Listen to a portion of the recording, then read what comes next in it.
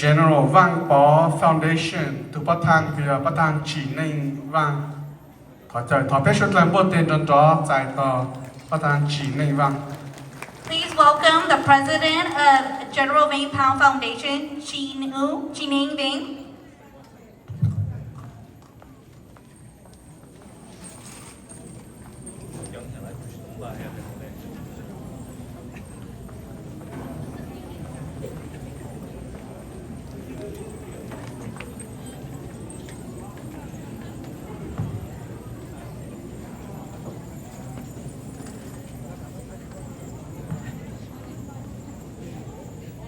ปวดจังนะอันหลังตัวเกได้ตัวเดชิปตาเราแบบจงหรือว่าตีเย่จะรู้เนี่ยรู้กู้รู้กงรู้มองจิตยังเกินหรือจะให้เราไปเจมองเหมือนเสลเดี๋ยวฉันนู้นตัวยาวอยากขึ้นเจอหรือว่าตีขึ้นเจอในชัวเล่นชัวตัว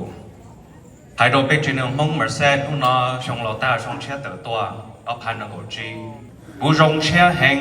นู้นกูตะก้ามัวเจ้าคงจงห้องตัวจีตัวป่อในชัวเล่นชัวตัวตะก้าว่ากูดัดจ่อให้เดี๋ยวถอดจิตในพย่อในนี้จ่อไปเฉลิมตัวเรารู้ดงเหมือนเส้นตกขี้ลูกปลาชิบไปยอมเดี๋ยวฉันรู้นะนึกว่าจีแต่ไปชัวเล่นชัวตัวมูชอเลยล่ะจะชัวไปชัวเล่นชัวตัวตกไว้ติดตู้ไปอย่าอีให้หนึ่งห้องช่องน้อมัวกองห้องกูเป็นอย่างหมูท่องเปล่าปูมิสซูรีแต่ก็หล่อกาเต้ติงว่าของเต้ลูซังแคลิฟอร์เนียน้องบุฟเฟ่เราลงเชียร์ตัวไปจีนมองเหมือนเซนนู่นน่ะเดี๋ยวจะไปหมู่ยอดจะขัดตื้อลูกรอเมย์เราไปย้อนรงให้แต่ไปย้อนมองลูกป้าเชื่อไปเจียวยี่เขาจังจังแต่ไปกาลิกใจนู่นน่ะไปตื่นหาจงชอมองลูกสาวมองตัวไปเนี่ยเจล่ะน่าขึ้นเยอะมองตัวรอใจสมบัติต่อจากลูกสงเชียร์ไอ้ขณะนี้เขาชื่อเซ้งให้เดียไปให้หนึ่งมองจริงเนี่ยให้ตัวลูกได้เชื่อตื้อไรตื้อเราไปย้อนรงคืนรงให้เดียไปย้อนมองเด็กขณะนี้เขาจังนะดวนเตอ不要一度落在那错人错度，不话还就写到只差不了就被只能蒙，要被找给是路是福，找给包是热，一度热一度，他都只要被写的是讲的两个容字，他那被弄能样么也当的只就像，你他把中海不打，我判了我只得多就要不止只就像被蒙多找的钱把命。因为对你对自己，要被说的，你是公巴些容些，把饭老路那都被只能蒙门上木也当得被说的，被蒙路能应人家一藤木也当得，得产后呢，应要容产，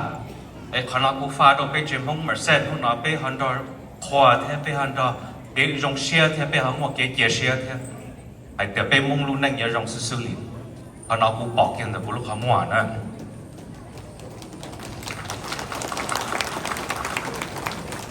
นู่นไปว่าอีให้หนึ่งไปว่าอีไปหนึ่งห้องนอไปห้องเหมือนเซลูปาชิเปยองบัวคือในชัวลังชัวโตผู้เนี่ยจีอยากยันเจอหัวจิตทันในพันใจนั่งก็สิยาพันเจอในชัวลังชัวโตอยากตัวอยากกินในชัวลังชัวโตจิตทันในพันจะมุ่งชาหล่อหล่อหรือลูกยิงกงยิงหัวย้อนได้ไปนู่นน้องดอกปอฝึกไปเยอะไปจีนห้องเหมือนเซลูปาชิเปยองนี่ยphòng công phòng hong chấp lý công pling hong lý kế nó cái rong được bị chua lăng chua tủ đoàn đó chủ họ tiền đô lại nhận ra cho cứ bảo phụ bao giờ bị chua lăng chua tủ thế nên nó có rong xe giáo mường thế bị tụ chair là board supervisor bị hay luôn mong đấy một lý nó là in rong đấy một lý nó bị thế nào bị mua tiền rồi mayor thế chairman là bị tụ board supervisor thế lúc tụi trẻ lớn mà khó tính nó Friday trẻ lớn mà hô lử trẻ lớn mù tất cả một hô lử nè thì chỉ cho nó giờ bây giờ cho nó cho hồ rêu rồi cho khả năng cảm ơn cái tụi trẻ phải ta theo công hộ là family tụi bên luôn ba chiếc bên cho nó để kể cho rong tay nào tay trừ luôn một cái cùng tay bê rong nè cái thổ xuất cơ nó chỉ luôn như logo chỉ bắt ta tới hai chua chỉ quý tất cả hai lần thì chỉ mayor chair of the board of supervisors Chairman Fainta Thea Betu Patan La family, Niplong National. If I can invite the four of you up back on stage. Lava Zong Kataka Lot here. Yeah. Kanana, ni surprise ku ka la hai lo lo ku ta ka surprise nei hai ta ku moi kha big team me tha khana chimon le tu wang phan le na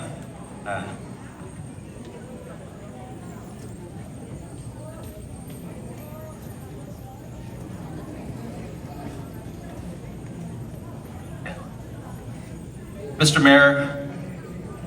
and Mr. Chairman of the Board of Supervisors, on behalf of the entire Hmong American community here in the great city of Merced and the county of Merced,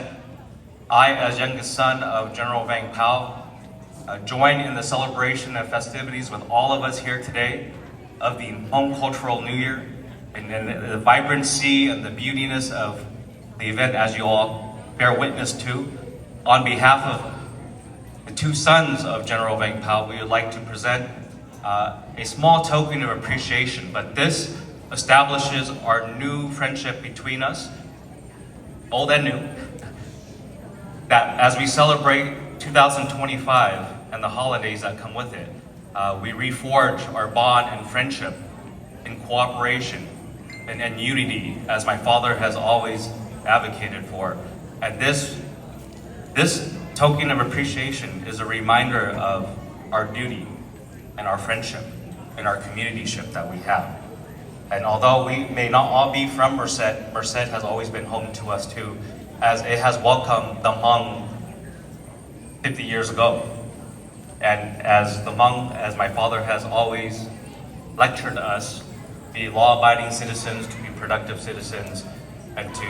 advance the community as a whole. So on the back of this, you'll see loyalty to General Vang Pao, but it's not loyalty to the individual. It's a loyalty to his vision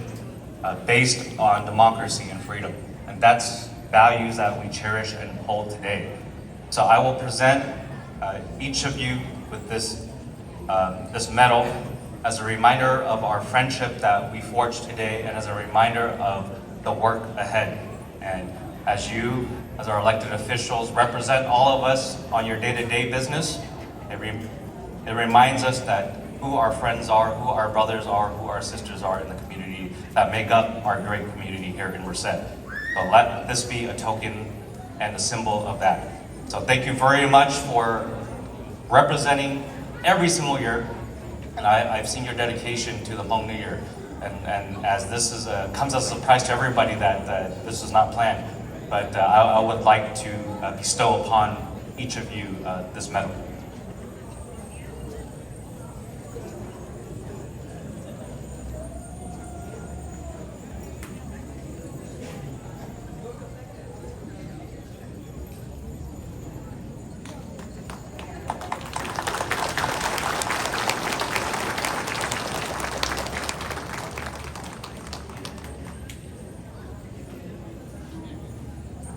I'll accept this and keep this on one condition. Over the past few years, the city of Merced has been working on General Vang Pao Park, honoring a park in honor of your father, and hopefully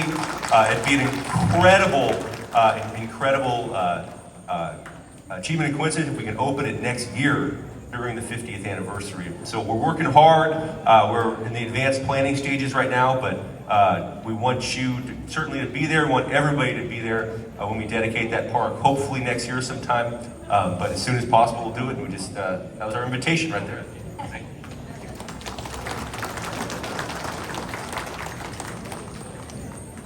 Để cuộc cuộc họp tụ bắt thành hòa thì lấy chia giải đồ lớn, lấy giải đồ bây giờ nó mong Merced nữa, cái tan thọ đồ bây giờ nhẹ cho gì cho cứ cho ti cho năng cho trái cho phong cho dư tụ lọ thì là vấn đề chính năng để lo vào trong cơ mỗi chó đồ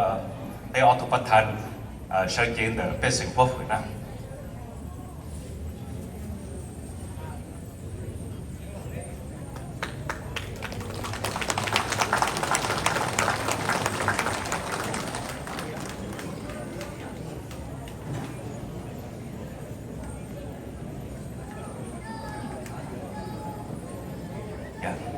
Lo lụ cơ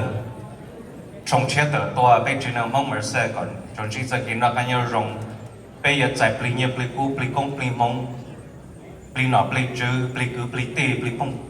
pli dư anh nói bây giờ xin cho lúa cứ qua tì liên quan mông cứ mông tì mông năng mua trà mua chỉ ta chỉ cơ nữa có bây giờ mông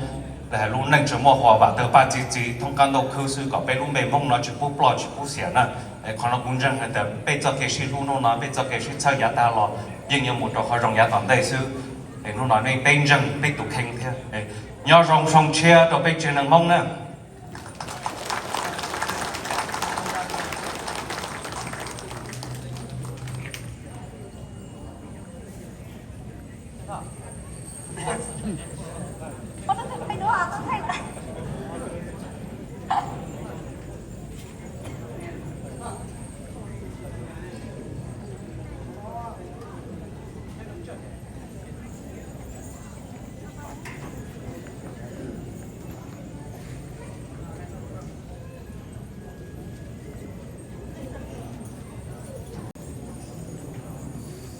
Okay,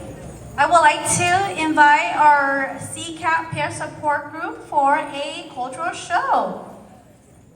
ขอไปชดเรื่องบทเต้นจนจอใจต่อสีแค่ peer support group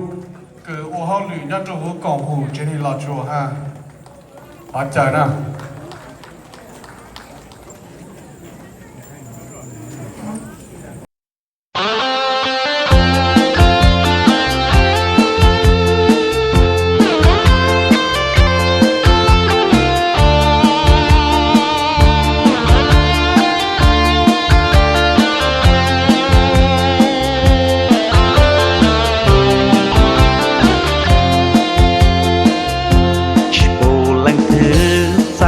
có lý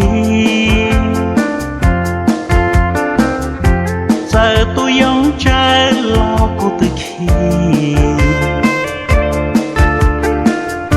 chỉ bộ lần từ luôn cho có lý cha của họ chỉ qua lớp lon chi xa còn biết tế ngua ở lá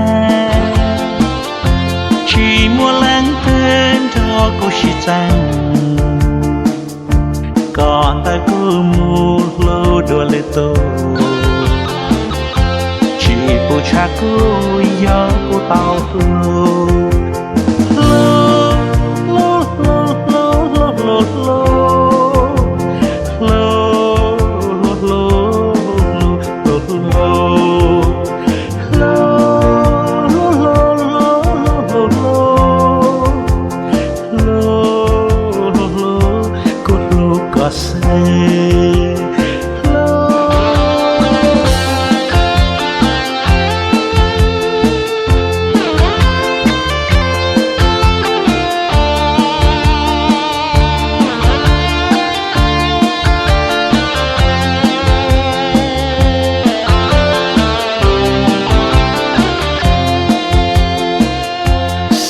còn biết tế mua ở lá chỉ mua lãng tên cho cô chỉ rằng còn ta cứ mua lô đùa lệ tô chỉ cô cha cô do cô tao lâu lâu lâu lâu lâu lâu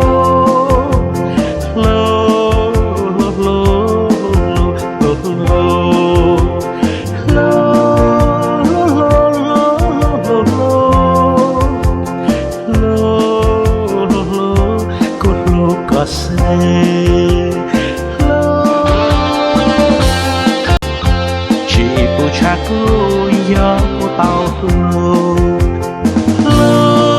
lâu lâu lâu lâu lâu lâu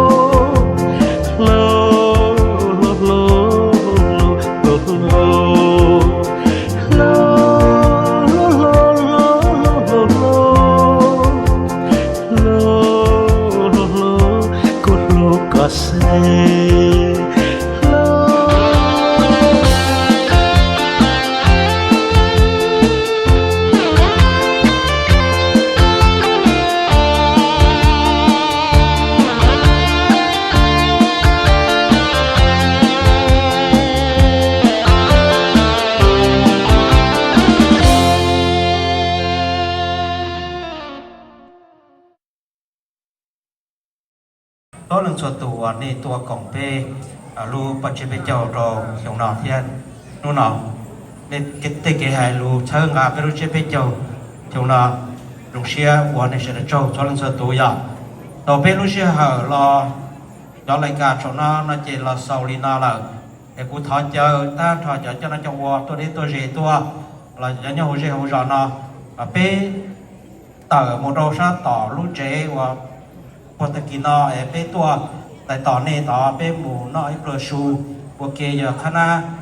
เจ้าพี่เจ้าเป้ว่าตัวเปลือกชูต่อเราเป้เฉลยนอนะ chị nói đóเราmua cái này nó mua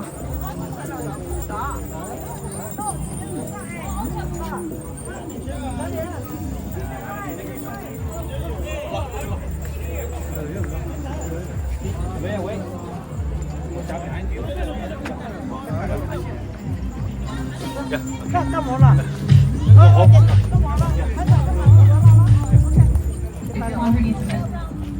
đồng xe đồng xe nè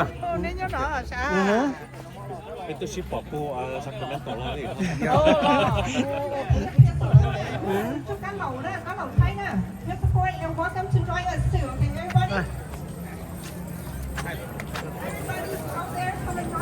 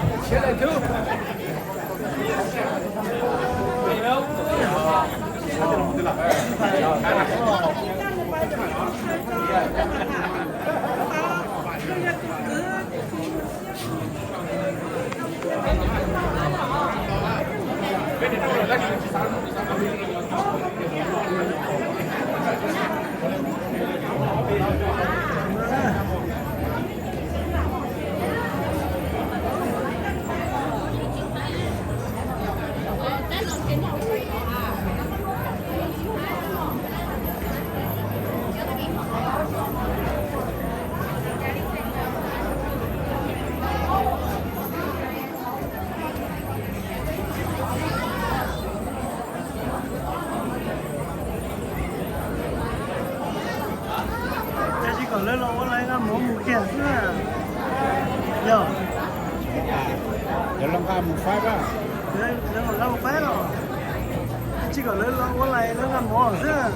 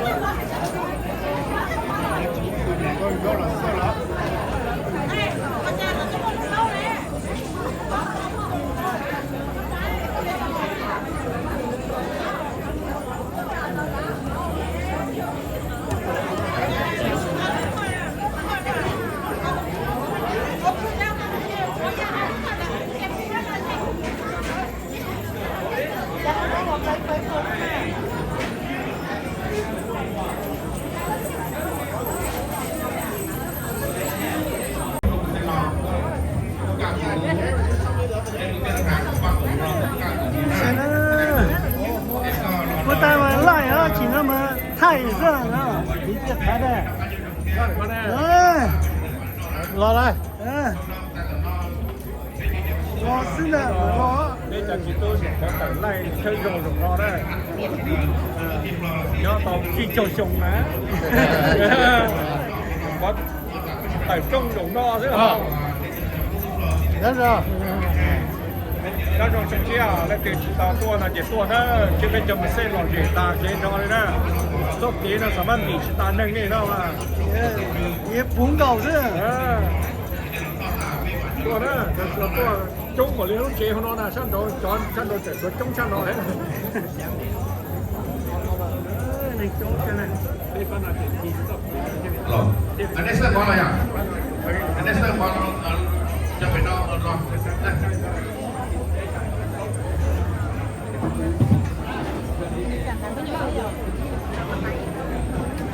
Nhớ rồi, nhớ rồi. Nhớ rồi. Nhớ hồi đó, nhớ face rồi. chỉ mua TV chỉ bỏ mua YouTube也bỏ YouTube nữa.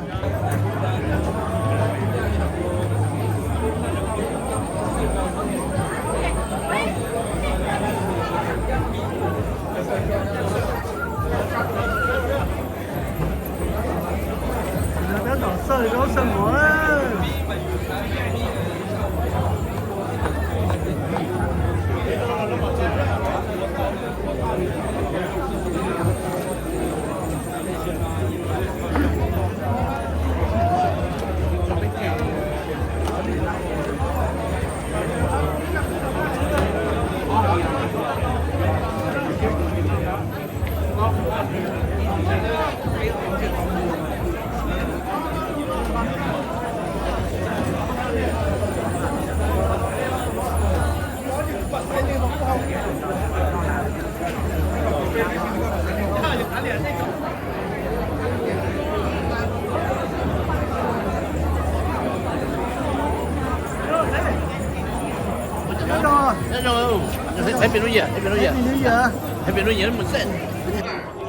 Ok, để cho bé tổ một xe,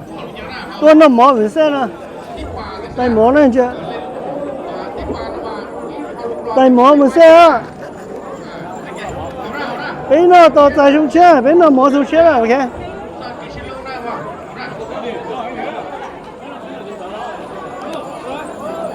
Đó, bé là tổ nó, nè xe này nó bé nó.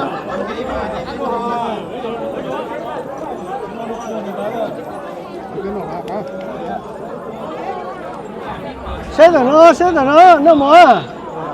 cái nó mở, ok, nó tụi chị buôn hả?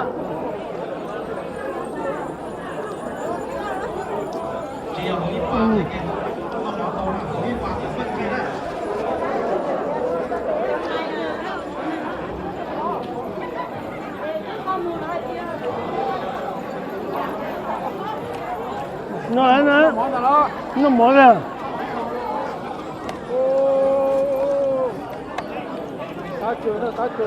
Tá cỡ,水太子过来。哦。这怎么变？这怎么变了？嗯。怎么这是？嗯。太棒了，这个人。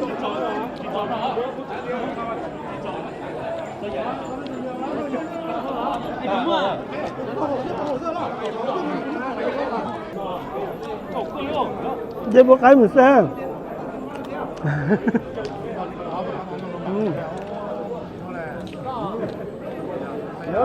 这没狗啊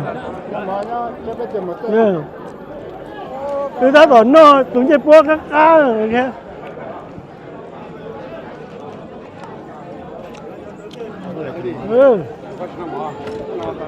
nó nhá đi con á.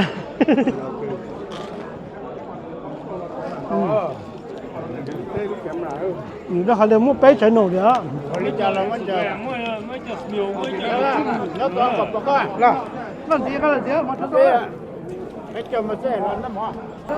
Ok, nó nói giờ lúc có lên tu còn thi nàng gạo đây, và cho cái tí mong nhau trong lúc trồng mà xe lớn nó bé cháu bé tuần đó là khi là lúc chơi bé cháu này, nó nói để gì mua cho họ nó có lên nó nên họ tập bỏ bé. Thì nông nó bé tuần nó bé cháu nhau trong mà xe họ nó thế, giờ từ chỉ tàu to là chẳng cho ăn nông này nông thì ít chẳng cho nông sài để làm thế nào, giờ từ họ bỏ họ lại nó là nó và tuần cùng cho và bé cháu mong nhau trong mà xe nó bé cháu thế, họ chơi này sẽ được to đấy, rong xe và xong lọt tài xong xe to rồi, có bé ý chồng cái gì mong nhau đó cắt thế đó có thế nhau đó có thể là xây giờ mong lúc chơi bên châu có sẽ được chỉ cái nó cái nhau rồng lúc trong lò tài trong chết to cứ giả từ có to trời chết sáng này bên trên đua lúc trong chơi nên sẽ được to nữa thế thì nó sẽ ở một trong tàu.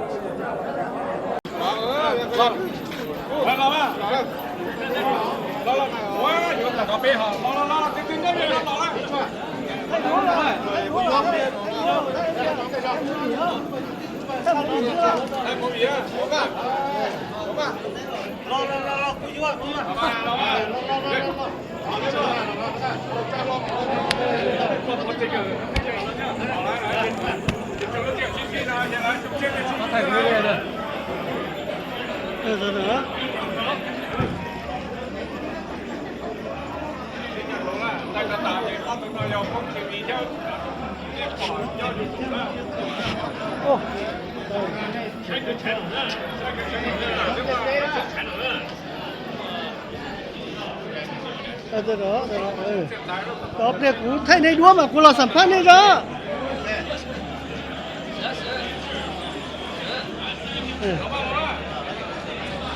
Ok. Con mèo chẳng à? của bộ dân rong nữa Có gì rồi á? của bộ thành á Có sẵn á? của anh giống hết thà Ui chuẩn ta thọ. Nó này. à Con mèo giờ. nó thà lâu Check vào. giống của sinh ya Con này. về có mình vâng 我要把摊子股要弄 Fresno 要梦省套呢，用现金的是的。 vàng lý sông nhưng mà xe công vương nhưng mà xe à mong lẹ nhỉ cũng xứng vàng nhưng mà xe nè Ok, dùng xe này nè. Chúa tôi bắt thân rồi đó. Chúa quý biệt.